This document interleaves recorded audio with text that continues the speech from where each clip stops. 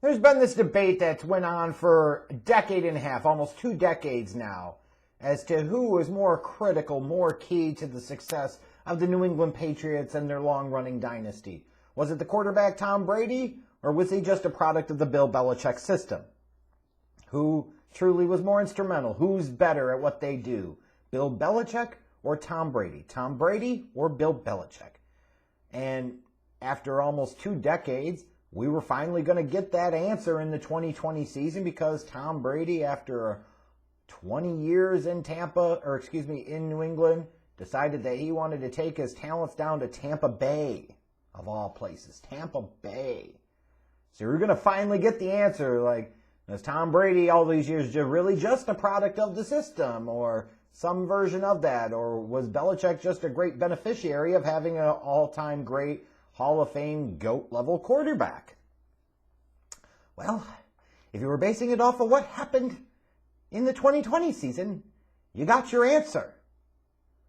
Might not diminish Bill Belichick and his accomplishments and his achievements and his legacy, but makes you appreciate that maybe Tom Brady wasn't so bad after all.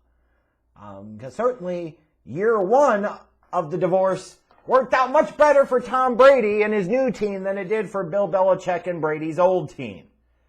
You know, and it's not just because they lost Brady. I mean, they had a whole bunch, I think it was like 8 players opt out before the season for the COVID policy. So you almost like once Brady left, you saw these players starting to opt out. You were wondering if the Patriots weren't trying to like do some sleuthy stuff and potentially tank, although admittedly, you know, that doesn't really feel like that's Bill Belichick's nature. Like, I couldn't see that happening. And once you saw them sign Cam Newton and kind of make him the guy to be the quarterback to replace Brady in this 2020 season, you knew that they were going to try and be competitive. They were going to try and win. Whether or not that was going to succeed or not might be a different story. And it ultimately was. They got off to a 2-1 start, but then lost 4 straight games, and that basically doomed them. After that point in time, there really was no ever true recovery. They might have a game that they played really well, but then they would have a couple of games where the offense stunk. They'd bench Newton to bring in a Stidham or something like that. Like, they were just pretty bad and rather pedestrian offensively. And it feels weird after all those years of watching the New England Patriots dominate the AFC East, after watching all those years of the New England Patriots make the playoffs. You know, not so much this year. Feels weird to say. And offensively, you know, when you bring a Cam Newton into the fold, the one thing that does it is opens up your opportunities in the running game.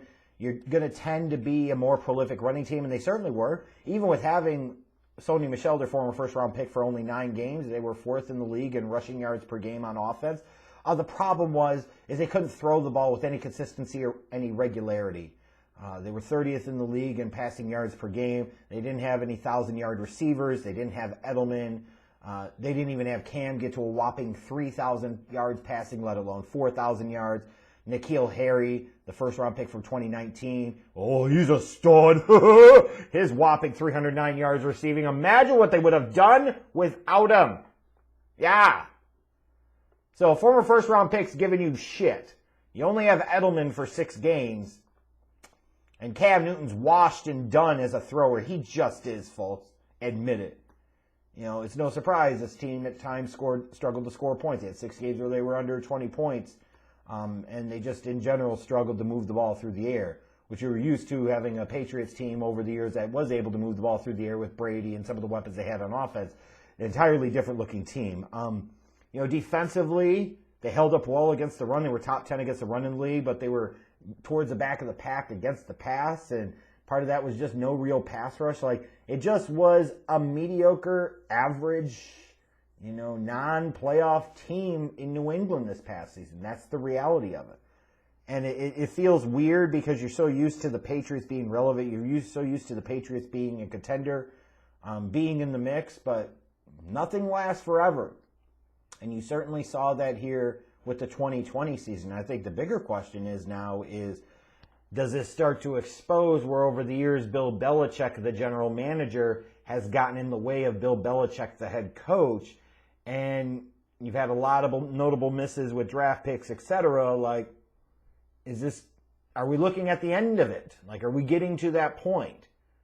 Or is it was a temporary glitch in the matrix? Was it a temporary downturn? And things are going to pick right back up into a little bit more of normalcy next year. I guess ultimately time will tell. I would assume most of the guys that opted out in 2020 will opt in for 2021, so we'll be getting guys like Dante Howard back, etc. The Patriots, are even with the reduction in the salary cap, are going to be well positioned. Being the teams with one of the most amounts of cap space to play with in this offseason, and they're going to need to play with it in the offseason. They've got free agents they've got to consider on their own team, such as Joe Thuney, James White, Lawrence Guy, David Andrews, Rex Burkhead, Illuminor, whether or not they bring back Cam Newton, which I would find unlikely, Demary Bird, who had a nice season for them. So they have some guys that they've got to take care of if they choose to take care of them. But they need to spend this money this offseason. Belichick's got to get out of his own way as a general manager. He's got to get out of his own way of the head coach. And he's got to make some moves here because this team, if they're not really careful, you already got passed by Buffalo and Miami this past year. You keep it up, you're going to be sitting there at the bottom barrel of this division pretty quickly if the Jets ever figure it out. And yeah, you might say, well, that's impossible. Is it? Is it? Like, you feel like it took Belichick's absolute best just to get to where they were this year. And they weren't a very good team. Like, they were irrelevant largely come December. So they've got to go out there and they've got to make some moves and they've got to bring in some guys. And when you look at team needs, number one is obviously quarterback. You might have thought that Cam Newton would be a temporary or, a couple year bridge or stopgap option. He's not. He's washed. He's done. God bless him. He had a good career, but he is done. He can't throw anymore. He stinks. It's just that simple. And Stidham's not the guy. Now, do the Patriots go into the draft and look to target the answer there? Maybe targeting somebody like a Mac Jones or a Trey Lance or Zach Wilson or a Justin Fields. Do they potentially trade up a little bit? I don't know. There might be something to be said that the Patriots would go and try to bring back Jimmy G from the 49ers. And if I was looking at it for a situation that would be beneficial to all parties, I think that's the one.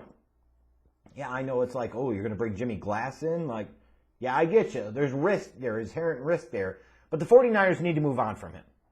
And the Patriots might be in a situation where they don't feel like they want to invest a first-round pick in a quarterback because they might not feel like they're going to be in a position to where they could get one that's really going to change things. They might feel like they're going to end up with either the fourth or fifth best quarterback in that draft coming up in a couple of months, and they might think that that's not truly a franchise guy. So if they're not going to be able to be a true franchise guy, then why spend a first-round pick on him, which I kind of sort of understand.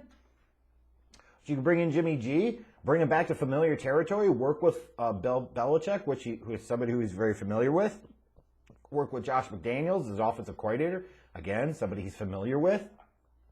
So bringing him into familiar circumstances and familiar situation, it probably is a best move for all parties involved, for the Patriots, for Jimmy Glass, and frankly for the 49ers as well.